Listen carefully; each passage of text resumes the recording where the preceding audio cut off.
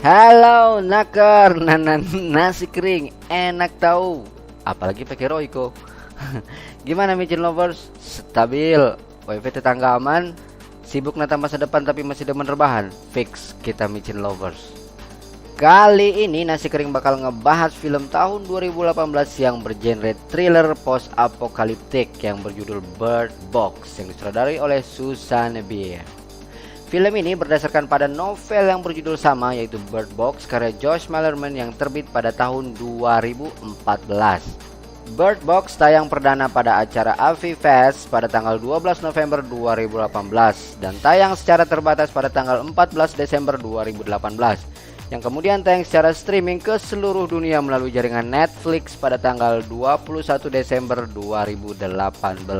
Film ini diperankan oleh Sandra Bullock sebagai Mallory Hayes, Trevante Rhodes sebagai Tom, Sarah Paulson sebagai Jess, John Malkovich sebagai Douglas, Lil Rel Howery sebagai Charlie, Tom Hollander sebagai Gary, Jackie Weaver sebagai Cheryl, Rosa Salazar sebagai Lucy, Daniel McDonald sebagai Olympia, Kelson Baker sebagai Felix, dan B.D. Wong sebagai Greg. Sebelum lanjut, gue ingetin dulu kalau ini adalah spoiler konten. Tapi kalau masih penasaran, oke, ini dia Bird Box.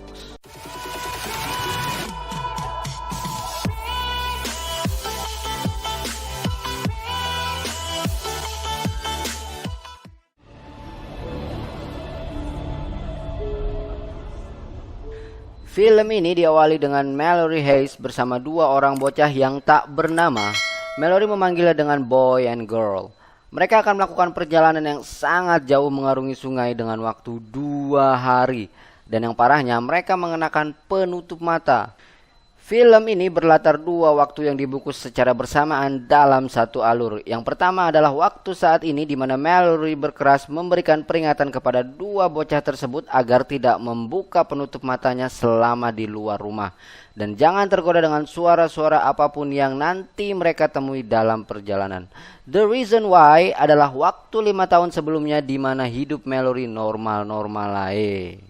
Pada waktu ini Mallory sedang mengandung seorang bayi yang tanpa ayah. Mallory hidup bersama kakaknya yaitu Jess. Berita terkait apokaliptik ini sudah tersebar secara luas melalui media televisi. Adanya kejadian aneh di mana semua orang melakukan bunuh diri secara massal dan belum diketahui apa sebabnya. Menurut berita, kejadian aneh ini bermula dari Rusia dan Eropa. Sekembalinya mereka dari rumah sakit untuk mengecek kehamilan Mallory, seorang wanita yang berada di pinggir jendela mulai membentur-benturkan kepalanya ke jendela sampai berdarah, membuat seisi rumah sakit panik. Dan ternyata kejadian tersebut telah meluas hingga luar rumah sakit. Dan di sini Jess, kakak Mallory, menjadi korban bunuh diri tersebut, di mana Jess seperti melihat sesuatu dan kemudian menangis. Membuatnya siapapun yang melihat entitas tersebut seperti merasakan kepedihan yang sangat dalam dan memutuskan untuk bunuh diri.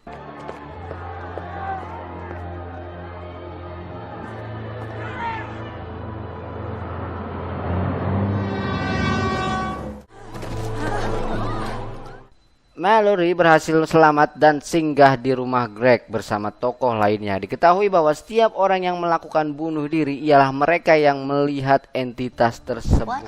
One minute we were digging a foundation, and then my contractor just lies down in front of the bulldozer. Saat persediaan makanan hampir habis, datanglah Olympia yang juga sedang hamil meminta pertolongan. Douglas menolak karena takut akan menjadi bencana, tetapi Tom dan Mallory mengizinkannya. Disinilah Mallory menunjukkan kalau dia bukan wanita hamil biasa. Strong.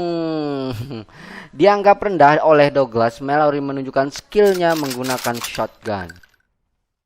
Dan perlu diketahui bahwa bagian terparahnya lagi, entitas tersebut bisa mempengaruhi orang melalui media lain termasuk CCTV. Greg yang mencoba mencari kebenaran tentang entitas tersebut mencoba mengecek CCTV rumahnya. Dan naasnya Greg pun menjadi korban.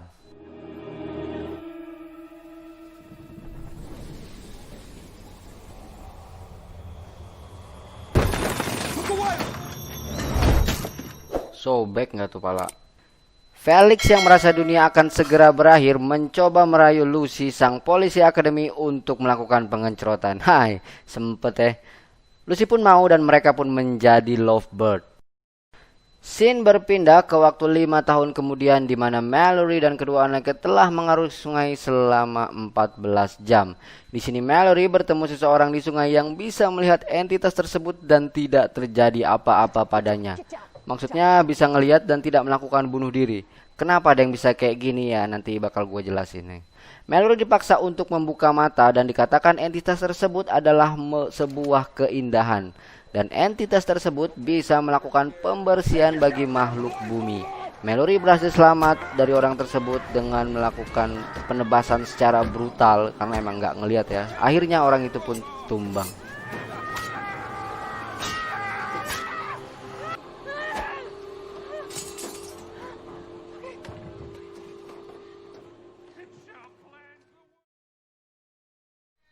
Kembali pada waktu 5 tahun sebelumnya, tibalah pada waktu di mana semua persediaan makanan hampir habis dan mereka memutuskan untuk melakukan perburuan. Charlie yang bekerja di supermarket memberikan ide untuk pergi ke sana. Berangkatlah Tom, Mallory, Douglas, Charlie, dan Lucy menuju supermarket. Tentu dengan persiapan yang matang, mereka mengecat semua jendela mobil dan berkendara bermodalkan GPS. Walau sempat ada gangguan dari entitas tersebut, tapi mereka berhasil lolos dan boom, kayak dapat jackpot. Mereka ambil sepuasnya tanpa harus membayar.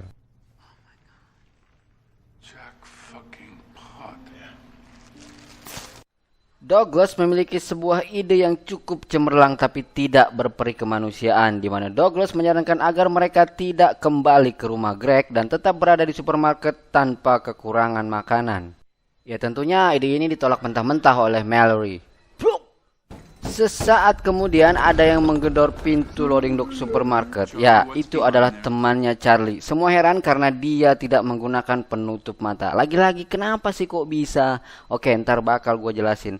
Di sini Charlie mengorbankan dirinya menahan temannya tersebut dan Charlie pun meninggal.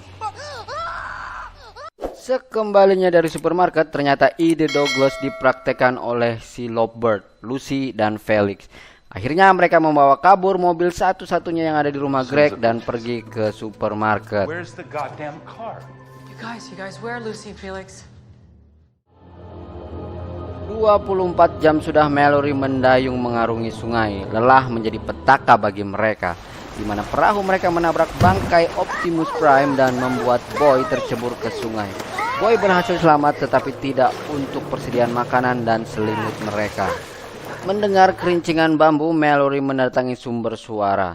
Seperti bekas tempat penginapan atau rumah sakit gitu. Mallory mengambil beberapa selimut sebagai persediaan. Dan di sini Mallory hampir saja kehilangan Girl. Dan Girl dengan inisiatifnya mencoba menyelamatkan Mallory setelah mendengar beberapa kali suara tembakan dari Mallory. Kejadian itu membuat Mallory sangat marah kepada Girl yang membuat Girl semakin takut dengan Mallory. Mallory?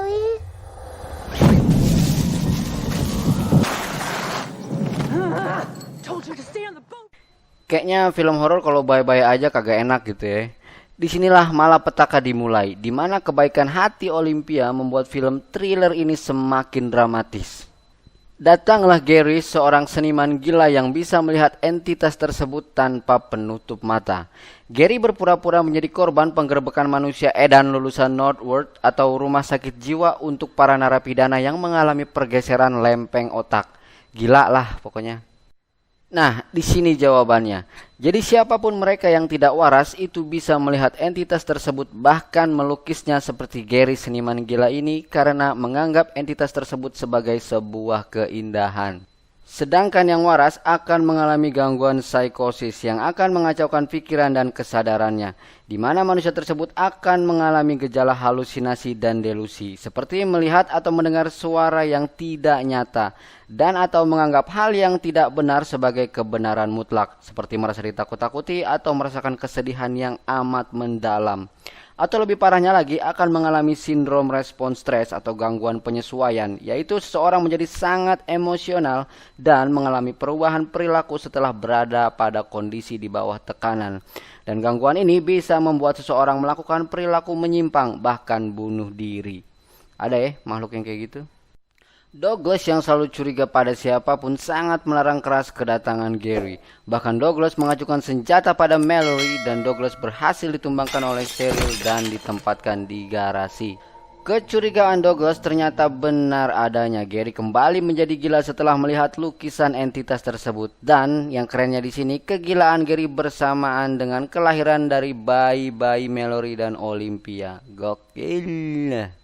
Pertama-tama yang dilakukan Gary adalah meletakkan burung milik Mallory ke dalam freezer dan membuka semua penutup jendela agar entitas tersebut bisa terlihat. Dan satu persatu dari mereka tumbang dengan cara yang lumayan kejilan. You look so beautiful. Oh my God, Olympia, cover your eyes. Isn't it beautiful? No, why are you doing this? Seriously, don't.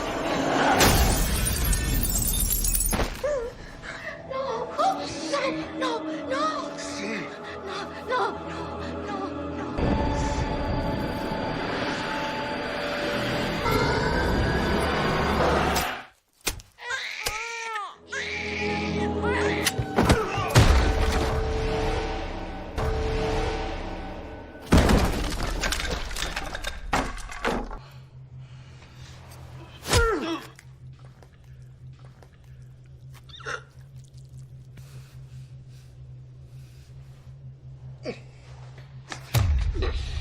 Dan Gary pun berhasil ditumbangkan oleh Tom. Tersisalah Tom, Mallory, dan kedua bayi yang baru dilahirkan.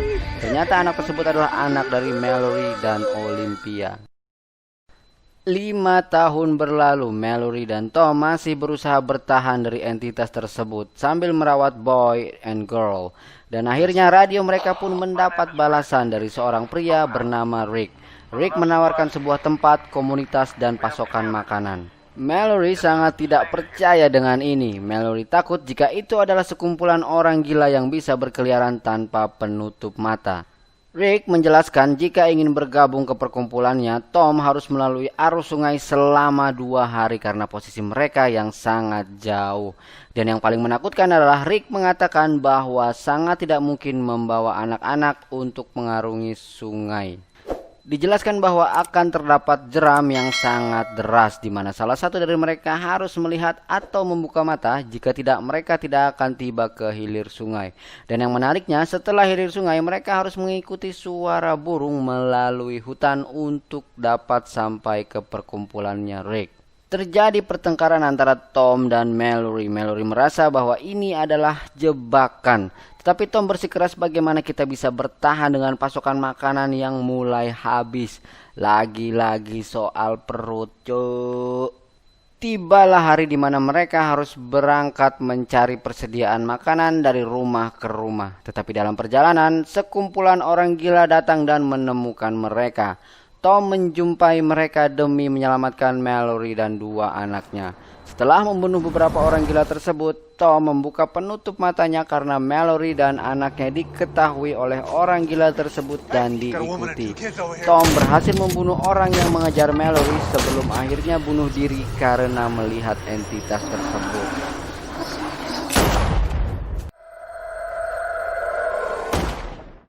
Secara sadar, Mallory merasakan duka yang sangat dalam, di mana Tom adalah satu-satunya orang yang menemaninya merawat boy and girl selama 5 tahun terakhir harus pergi juga. Gagal dah dapat happy ending. Back to the river. 42 jam sudah Mallory dan kedua anaknya mengarungi sungai. Menurut gua di sini scene paling epic sih. Gokil banget. Oke, perlu diketahui kalau anak Mallory adalah boy dan girl adalah anak dari Olympia. Ingat jeram yang kita bicarakan sebelumnya? Ya, di sini salah satu dari mereka harus melihat atau membuka penutup mata. Mallory mengatakan kalau Mallory yang membuka mata maka semuanya akan selesai. Jadi jawabannya, kalau nggak boy, si girl yang membuka mata. Aduh. Si boy yang mewarisi darah pemberani berkali-kali menawarkan diri untuk membuka mata. Ya udah, gua aja yang lihat. Aduh. Tetapi Mallory beralasan bahwa udah ntar aja gua yang mutusin siapa yang ngebuka mata. Padahal mah itu kayak bentuk penolakan karena si boy itu anaknya nggak mau si boy itu mati. Sambil mata Mallory melirik ke arah girl. Aduh, sedih gua di sini. I'll do it. Girl yang memang udah takut sama Mallory ditambah takut sama keadaan, dengan wajah lugunya dia tuh cuma bisa diem. Girl pun menawarkan diri untuk membuka mata. Baiklah, akulah yang akan membuka mata. Ya Tuhan. Mallory pun menangis. Karena kayak sama aja lu nawarin nyawa lu. Sat dah. Tapi ternyata naluri seorang ibu lebih membara pada diri Mallory. Dan Mallory memutuskan untuk tidak ada dari kita yang melihat. Tidak ada dari kita yang akan membuka mata. Salut. Dan tibalah mereka di jeram tersebut. Dengan susah payah Mallory mengendalikan perahunya. Boy and girl berpegangan erat pada perahu. Dan perahu pun terbalik. Girl terpisah. Dengan modal kerincing sepeda, girl berhasil ditemukan. They're coming. Where are you? Where's girl? Girl! Keep ringing. Keep ringing. Keep ringing. Tibalah mereka di hilir sungai dan hanya tinggal mengikuti suara burung melalui hutan. Tentu tidak semudah itu, Ferguson. Hahaha. Perjalanan mereka diserang oleh entitas tersebut secara bertubi-tubi. Mallory terjatuh dan pingsan. Mereka terpisah. Boy and girl mendapat gangguan hebat dari entitas tersebut. Setelah sadar, Mallory mencoba mencari mereka. Gangguan terus datang kepada mereka. Sampai akhirnya Mallory sangat marah besar sambil berteriak, "Jangan rampas anak-anakku! Jangan rampas anak-anakku! Oh!" Children, do not take my children! Boy berhasil ditemukan. Disinilah Mallory tahu kalau girl sebenarnya sangat takut pada Mallory. Mallory sangat terpukul dengan itu. Mallory berteriak sambil meminta maaf kepada girl dan terus merayu agar girl kembali. Penyesalan karena telah kasar terhadap girl, girl pun datang kepada Mallory. Mereka melanjutkan perjalanan untuk mencari suara burung tersebut. Dengan susah payah, akhirnya mereka pun tiba di sebuah rumah. Dan ya, itu adalah rumah tempat Rick berada. Thanks God. Ternyata tempat tersebut adalah sebuah sekolah bagi para tunanetra yang dipimpin oleh Rick yang juga seorang tunanetra. Banyak yang berkumpul di sana termasuk orang yang bisa melihat untuk mendapat perlindungan. Banyak sekali burung untuk memberi tanda kepada yang bisa melihat kalau entitas tersebut datang. Boy and girl pun diberikan nama oleh Mallory. Boy adalah Tom dan girl adalah Olympia. Dan film pun mantap. Oke, naker. Pesan moral yang gue dapat di sini adalah jangan terlalu percaya sama orang, tapi juga nggak harus jadi curigaan mulu. Ya mungkin pesan ini diaplikasikan oleh tokoh Douglas dan juga Mallory. Douglas yang curigaan mulu dan Mallory yang biasa aja tapi tetap waspada. Peka dengan semua yang ada dalam kehidupannya. Dan satu lagi, love will lead the way. Kasih sayang Mallory mengalahkan keraguan yang ada pada dirinya. Ketika dijeram tadi sebenarnya bisa aja mereka mati. Tapi kebaikan dan kasih sayangnya berbuah manis walau harus bekerja ekstra. Ya kan bener. Yang penting ini, cinta perlu diperjuangkan. Udah. Naker, sampai di sini dulu review film kali ini. Sampai jumpa di film selanjutnya. Kalau ada film yang mau dibahas silahkan komen di bawah. Jangan lupa buat klik subscribe, like, dan loncengnya juga biar gue makin semangat bahas film-film selanjutnya. Oke? Gua Harry tim Riweuh Nasi Kering pamit dan bye. Sampai ketemu lagi. Ngah.